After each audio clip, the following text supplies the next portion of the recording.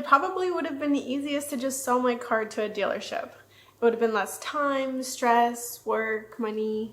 Money? Yeah, less money.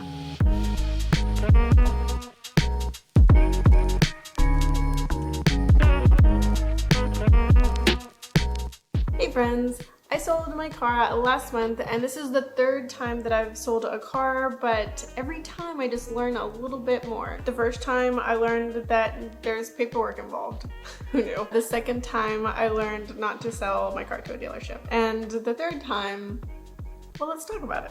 The first step I took this time was getting an appraisal at a dealership, and actually this was the first time I've gotten an appraisal at a dealership. And at that dealership, I knew that I was going to inevitably meet with a salesperson. However, when I'm ready to buy a car, I've already done all of the research, I know all of the features, I know how many owners the car has had. Thankfully, it didn't take very long, and I left shortly after I was interrogated by the salesperson about my life. That's what it feels like, an interrogation. They're always trying to find out how many kids I have, if I'm married, what kind of education I've had, what do I do for a living. And I don't mean to be harsh, but socializing is already tiring enough for me. Next, I got my car tuned up, like the 90,000 mile tune-up, because I'm not looking to sell anyone a dud. In my opinion, I've taken very good care of this car. I got tune-ups when I was supposed to, I got oil changes when I was supposed to, and when something has been broken, it's been fixed. Like, not by me, but it gets fixed. Except for the time my dad and I changed the brake pads on the car, which was not only great for the car, but an excellent bonding experience. Next, I got the car cleaned and detailed. My neighborhood has a Slack channel, so I asked for recommendations about car cleaning services, and this one was recommended.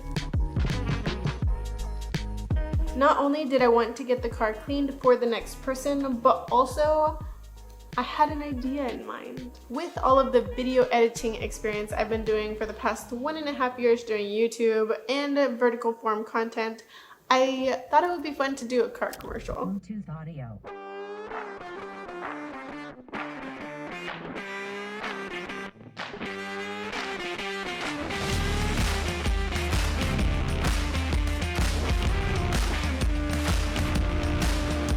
After I filmed and edited that short car commercial, I posted it on Craigslist and Facebook Marketplace. I did post it for $1,000 more than I was hoping to get for it because I knew I'd be talked down anyway. And I was. After a couple of inquiries about the car, I got a text message 4 days after I posted by the person that would eventually buy the car. They wanted to test drive it, of course, so we went to a school parking lot where I was the salesperson. I think I felt icky about being a salesperson because I put myself in the other person's shoes.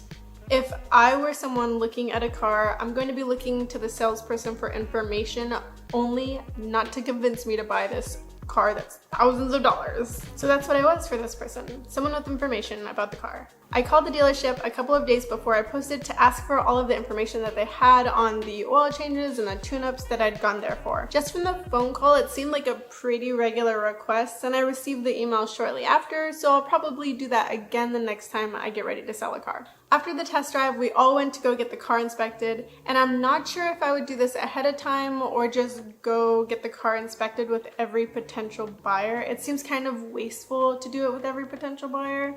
But if it makes them feel better, then after the inspection, they did decide to buy the car. I'm on my way to their bank where they're gonna do a money transfer. I've never done that, but I was always wondering how someone was gonna come up with this much money. Just cash. Just carry it around with me. I had the title and the title transfer paperwork, but the one thing that I forgot, that I keep forgetting every time I sell my car, is a screwdriver to take the license plate off. I also forgot to take off my little toll tag, but they are so nice and such good people that they sent me a text message a couple of days later asking if I wanted them to send me that little sticker back. I was like, no, you could just throw it away. Thank you for being incredible people. But next time I should remember myself. Other than the screwdriver, I would probably do pretty much everything the same, even the car commercial, because it didn't take that much time and it was actually pretty fun. So thanks for watching. Let me know in the comments if you have any advice or words of wisdom, and I'll see you next week. Bye!